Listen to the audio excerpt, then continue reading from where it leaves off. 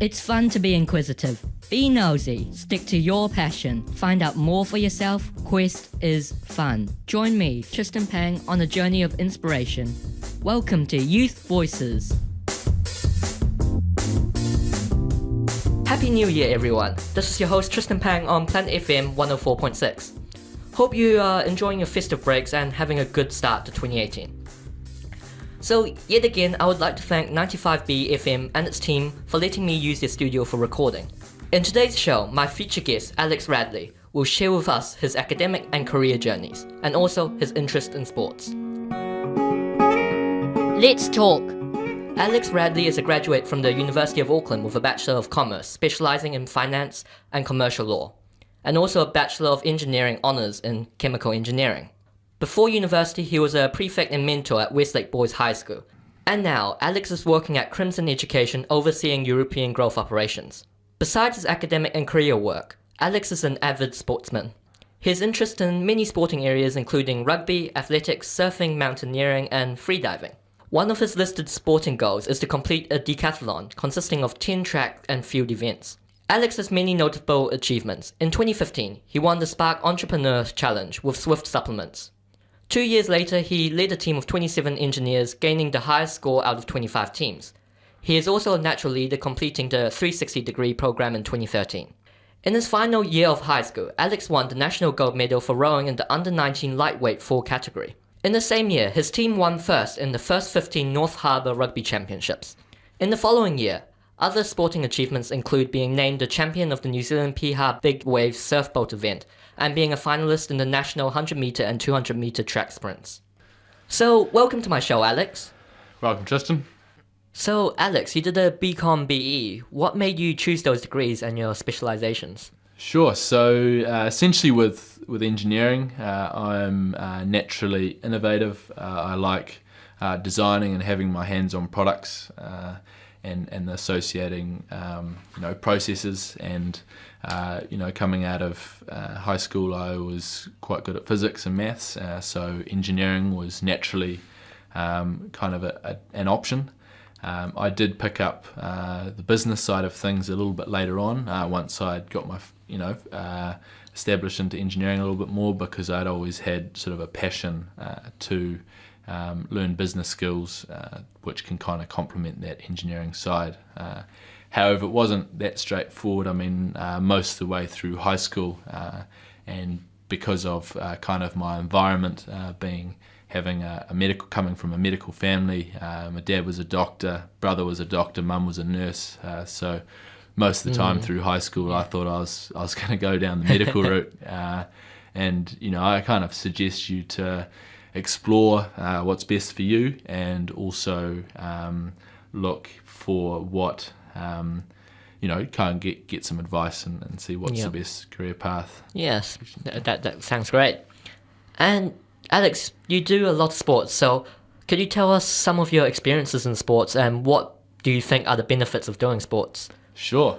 So I started off quite active as a young kid. I used to do a lot of running, and that naturally sort of built some fitness in there, which helped me out with a lot of my sports. I had a granddad who was very passionate about rugby, and it wasn't long before I was out on the rugby field running around in bare feet in the middle of winter. And basically through that experience, it was quite a good one, because I kind of continued on and playing these sports, and it was very good to learn these skills, meet new people, and kind of progress over the years. One thing with rugby is being quite a small, short person, and at the start of high school, I was sort of one of the lightest people and wasn't even picked for. I mean, I was on the bench of the B team at the start of high school, and kind of through enjoying the sport and also kind of working hard of it. I started off not even making the B team at the start of high school, and then finished off leading in the top rugby team and winning a local competition. And that was also with rowing. Picked that up, and it was a really good experience. Trained really hard, And I generally think that sports is a great way to learn a bunch of new skills, meet great people. It's obviously very healthy, and you're trying to basically improve yourself, which is a really good thing to go for and is self-rewarding. And I sort of want to tick it all off. I sort of want to wrap it all off with kind of a final sporting goal, and that's to try and represent New Zealand in the sport of decathlon, as Tristan mentioned. It's a very exciting challenge with 10 different events.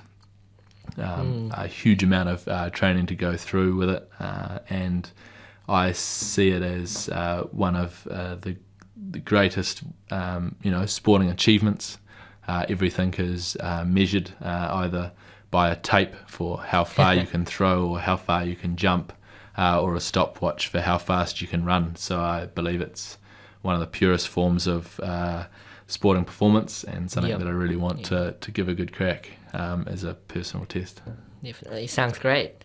Now, in your opinion, what do you think are the links between your work and interests between commerce, engineering and sports? Sure. So basically I see, working and studying and also, performing in sports. In each of these different cases, you're sort of working maybe in a team or on your own, and basically you're trying to use the skills and knowledge that you've got. You sort of put a plan in place, and you're basically trying to achieve an end goal. And basically that's common throughout. And because it's, there's similar aspects, they are all pretty well linked. And because they are slightly different, by being in these different areas, it sort of helps the overall understanding of achieving a good goal. Obviously, like anything, you have to work hard towards it. You've kind of got to be a little bit smart about how you run your training programs, or how you study, or how you work to get that end goal. And naturally along the way, you go through a series of ups and downs, whether it being your sporting team winning a competition and then the next week losing, and part of the whole process is how you bounce back from that and raise the standards going forward. And I think this sort of overlap, and for some of the younger kids who might not be so passionate about their studies in high school, or going out into the working world, sports is a great way to start to learn and apply some of these skills, which are quite good, just general life skills, and it's really good if you enjoy what you're doing. Yeah, definitely. Tell us about some of your recent projects, Ian. Sure. So I've always got a lot of projects on the go. I've got boxes of pages at home of different notes from different business ideas, and sketchings on serviettes, and most people, if they meet me, they say, what idea are you working on next, Alex? And one that I have been working on recently, I was very passionate about, is next level surf hotel. And the reason I was interested in this is the popularity of surfing is growing around the world, and naturally there's only a limited number of spots, and there's also limited times in which the conditions are good for surfing. So I thought, how can we create an optimal surf experience for people all the time? And there are things in the world that are called wave pools, which is a mechanically created wave. However, due to limitations on physics and the energy, waves can only really be generated at a certain level of height and of power. And every time they're quite a artificial wave in a sense, because they're the same every time. So the whole thrill of surfing kind of disappears. From background in chemical engineering, I'm aware of decommissioning of oil rigs. So naturally, in my mind, the idea was instead of pulling a big oil rig out of the ocean, you could turn that whole structure into a destination surf hotel, and you could build a artificial reef underneath with wave power generation, and the whole process is that you can fine-tune the artificial reef on the rig to create perfect experience, surfing experience every time, still with that natural element of natural waves.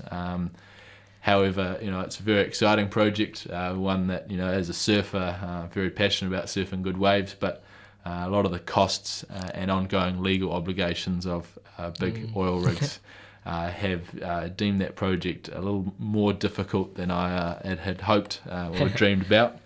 And I've also been working on another project which is around lowering the cost of automated warehouse distribution. Typically in all companies they all have that sell products, they have these products stored in a warehouse, and basically when someone shops online, or if they have to send out to restock their stores that are part of their retail network, they have to go through their large big warehouse of inventory and pull out that item and to get it to that order or to get it to that shop. And naturally this is quite a complex problem, and most of the solutions nowadays can kind of be broken into sending people out with a list of things to pick from the warehouse, or more advanced robotic systems, which kind of come into the cost of 100 million or 500 million for a big warehouse. And sort of working on a side project to lower that cost for New Zealand businesses, particularly the smaller ones, allow them sort of economies of scale of other bigger organisations, so that the small companies can compete on a global level. Yeah, those sound really awesome. I really like your first idea about the converting your oil rig into that surfing place. I'm sure people will be lining up for that. So you do a lot of things, I saw. So with your work and interest, how do you manage your time? Sure. So growing up, naturally I was quite easily distracted. I get very interested in things early on. So I'm very good at starting a lot of things. Like I can go and start surfing and then pick up freediving and go skiing and run track and go to the gym and go to work, and I love it all. Naturally, there's only 24 hours in the day. I'm getting better at prioritizing and thinking, what's the best. But basically, I quite like loading myself up, and then, when you've got a lot on your plate, basically the things that are most important to you are the ones you end up doing, and you just sort of have to ease off in the things that you don't have so much time for. Yeah, exactly. Tell us about your current job at Crimson Education. It sounds very interesting. Sure. So Crimson Education is a very interesting company. It's got goals and ambitions which are very aligned with myself. Basically, it is a company that is trying to break down the barriers for top quality education, and the kind of longer standing impact of that, of really high quality education is a higher quality of life going forward. And across working in business and my passion for education, and also a growing passion to give back to the next generation, I'm getting a chance to start experiencing that, and to start sort of changing people's lives. For this Crimson Education to grow and to continue to reduce these barriers on a global level, I'm part of a team in which we are trying to successfully expand the business overseas, and basically that's ensuring that all the operating side of the business can continue into different countries and into different cities, and I'm really enjoying it. Wow, that's great. So what are some of the favorite things that you have ever done, say sports, career or otherwise? Yeah, sure. It's always a tricky one. Basically, I've had a lot of really good results and achieved a lot of things over the past. Whether it be sporting or academic or work achievements. But I think when you're really busy with all that stuff, what really makes the most favourite things are the times you spend with mates on really good trips. And I've had over the years a number of good, surf trips and, particularly ski trips with some friends, and, you just go away and have a big road trip to the mountain and spend time with mates, listening to good music and just having a good time. And I still think some of those are the best memories. Definitely. And I also saw that you worked in the hospital for a few years. How was it? What experiences did you have? Sure. So going on from, being involved with a medical family, I had an opportunity to sort of work in a hospital. I was an orderly, which is essentially someone that just helps, again, the hospital run. It might be taking patients down to surgery or to x-ray, transferring patient notes, and a whole lot of various other things. I found it very humbling to be involved in a hospital. A lot of the people there are sort of not well, and they're sort of bed-stricken. So as a young person, it's very humbling, or it motivates you strongly to go out there and really make the most of your sort of active years, and live a really exciting life. I mean, some of the more tougher things to deal with was into the morgue, and I mean sort of lowered people into a coffin and saw sort of dead bodies and stuff, and you just think like, eventually it's going to be me, so I've got to go out there and live a really good life. Yeah, and this ties in quite well with the last question. What advice do you have for other young people? Yeah, sure. So don't want to paint a grim picture. There's lots of great things to go out there. But I basically think what's sort of most important is that you're sort of proactively using your time wisely. Now, sometimes you sort of get into situations where you can't really change what you're doing. You might be at high school and you might not want to be at high school. But another really good quote, I think, which helps this one out, was one from Oprah Winfrey, and she once said that you do what you have to do until you can do what you want to do.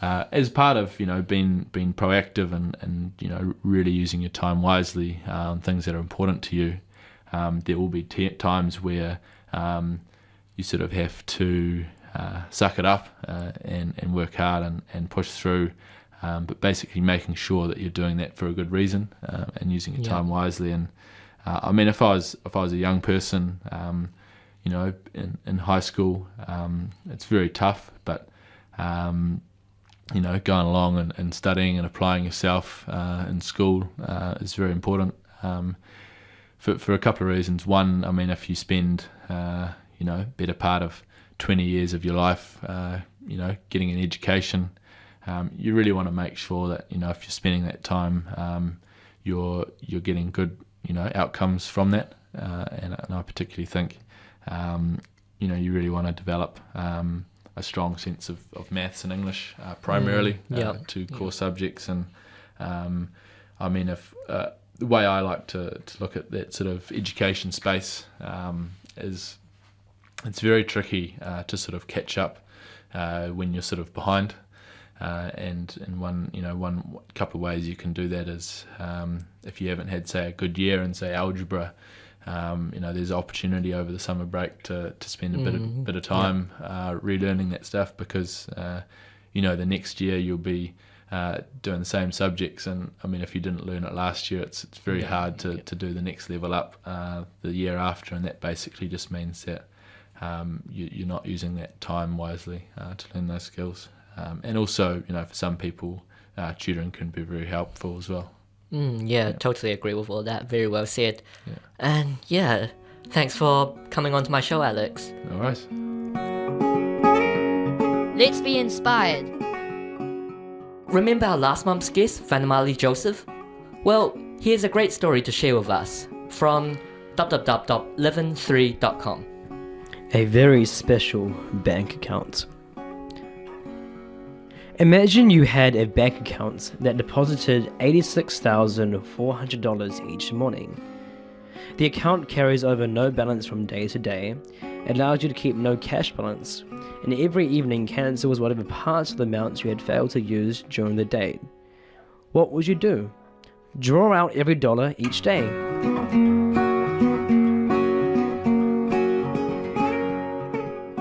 We each have such a bank. It's called time. Every morning it credits you with 86,400 seconds. Every night it writes off as a lost whatever time you had failed to use wisely. And it carries over no balance from day to day. It allows no overdraft, so you can't borrow against yourself or use more time than you have. Each day, the account starts fresh. Each night, it destroys an unused time. If you fail to use the day's deposits, it's your loss, and you can't appeal to get it back. There is never any borrowing time. You can't take a loan out on your time or against someone else's. The time you have is the time you have, and that is that. Time management is yours to decide how you spend the time, just as with money you decide how you spend the money. It is never the case of us not having enough time to do the things, but the case of whether we want to do them and where they will fall in our own priorities. So that's it from me. Thanks for listening. Please email me at youthvoicesnz@gmail.com or visit my website www.questisfun.org.nz. That's QUEST-IS-FUN.org.nz. Enjoy the first month of 2018. Until next month, goodbye. Join me again for another exciting program next month on the first Wednesday at 2:10 p.m. or listen anytime online at planetaudio.org.nz/youthvoices or listen to the archive on my website www.questisfun.org.nz/youthvoices. Youth Voices.